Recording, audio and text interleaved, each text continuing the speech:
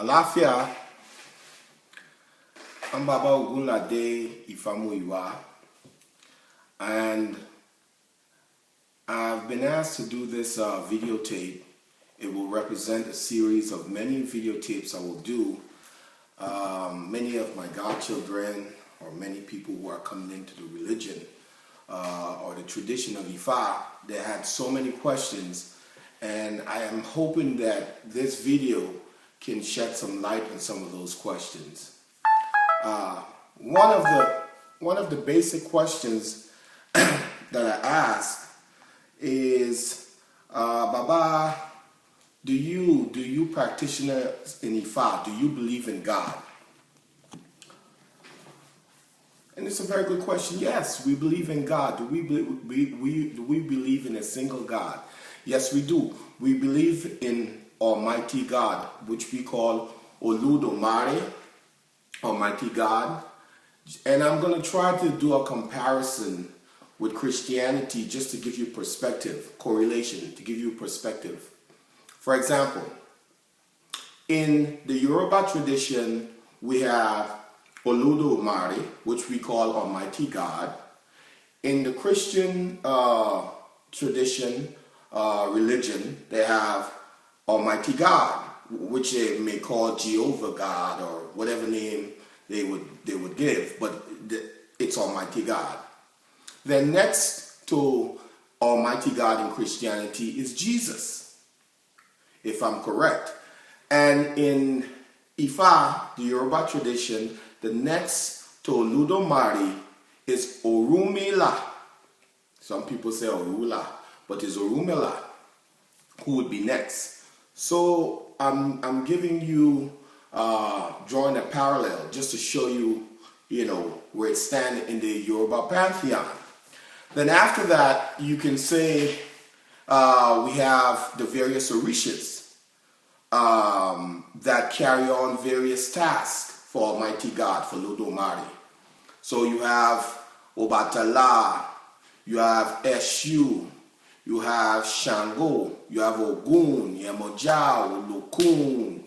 I can go on and on. Obaluaye. And I'm going to speak on Eshu separately because Eshu is one of those Orisha that is very different. And you will see what I'm talking about. So you have, in the context of Christianity, you have, after Jesus, you would have the saints or, the disciples or whatever, those angels that carry out the task for God. So just to give you perspective, and I believe it ends there in the Christian side. But on our side, after the Orisha, we have our ancestors, which we call Egungun. Egungun, some people may call it Egun. We call it Egungun, E-G-U-N-G-U-N, Egungun. That is our ancestors. So in our tradition, ancestral worship is very, very important. It's a deep part, a deep fabric in Ifa religion or Ifa culture. I like to call it a culture. We pay strict attention to our ancestors because we believe that our ancestors are our angels. I will say it again. Our ancestors are our angels. Your great-grandmama that died, your great-grandfather, your grandfather that died, your daddy that died, those are your angels. And you should get close to them. We're taught how to set a shrine, an ancestral shrine, to propitiate them, to ask them for power and authority over your own life, to assist you in your daily struggles, things that you're trying to acquire. Yes, in Ifa, our ancestors are very important because it's on their shoulders that we stand. It is said that one does not meet Orisha unless their ancestors had gone before and brought them to Orisha. So ancestral worship is devotion is very important in our Yoruba culture. Also, we will discuss the various, we have Egbe. Egbe is called, a lot of people are not familiar with Egbe, but Egbe is what we consider your heavenly comrades. Your heavenly comrades, which we will spend some time to discuss Egbe. Also, there's Iyami Osoronga, our mothers, which we will also spend time to discuss that. I basically wanted this particular video to focus on the pantheon, so you understand the Yoruba pantheon. There's a supreme god, Olodumare, and then there are the Orishas, and then we have our ancestors, and we have the various other entities like Egbe and Iyami and so forth. Now, I've been asked the question, do we believe in the devil? Well, so I've explained all the various Orishas that we have under Orunmila. And even when I get to Orunmila, I will explain the name of Orunmila and Ifa and how it's used interchangeably, because many people are a little confused with that. And I will shed some light on that. But for now, staying where we are now, the question is, do we believe in the devil? We believe that there's positive and negative. You know, if you're doing something negative, you could be considered a devil.